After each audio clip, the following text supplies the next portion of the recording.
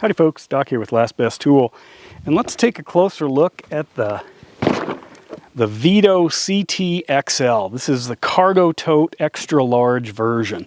Now this is a monster. I mean, when you think about the size, it actually is about 18 inches tall, 16 inches tall maybe, 18 inches long, and 10 inches wide. And that'll hold probably more stuff than you can easily carry. They do make another version, they call it in their fire hose series, that they rate to over a ton, which, I mean, that's beyond crazy. But I guess if you're using heavy duty materials, it's not too hard to reach that capacity. And actually, I think it was the handles that failed. And that one also has a divider in it, and I didn't want the divider. This one sells for about $100. The fire hose version sells for, I think, about 115, 120. But anyway, so what we've got is basically a giant storage bag.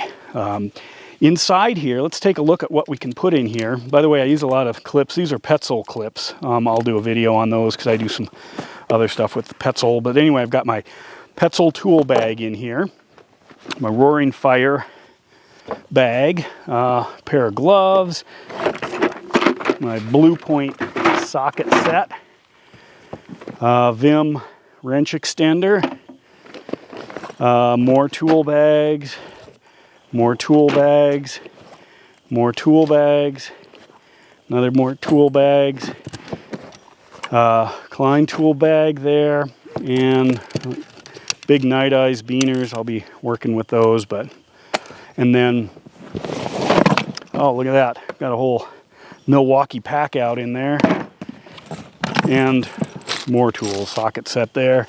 So what do I have? I've got a Veto quality heavy duty bag. No shoulder strap is included, but I don't know if I would use one. I haven't encountered the need yet. On this side, it's got one little pocket here. It goes down with the Veto Pro Pack logo, cargo tote. On this side here, pop those off. On this side, there are 4 pockets, 3 slots here, and then one, again, larger one. That's it. Very simple. Does have the Veto bottom on it, watertight, like a big bucket.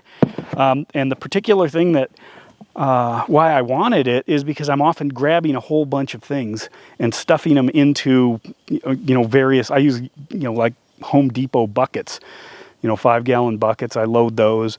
I actually sometimes use shopping bags. I've got a bunch of cloth shopping bags, and I'll fill those.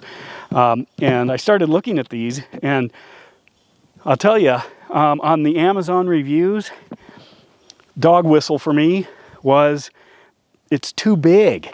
It was too large for a lot of people's needs, and I thought, wow, that's exactly what I want.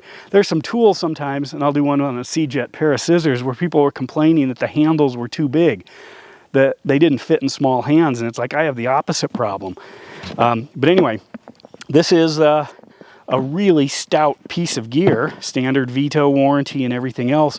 But if you've got, tool movement, tool mobility needs that would benefit more from just bulk storage, even more than just the pack out, I think it's definitely worth looking at. At first, it's $100 for a bag, but then I use this now on trips. I just literally load it with everything. I carry firewood in it sometimes. I will just toss all kinds of, even not just tools in here, camping stuff. I mean, it's pretty amazing once you have just a big, heavy-duty container, especially one that you can easily set down on the ground. Shopping bags and things like that, cloth bags, come back pretty dirty. They soak up water.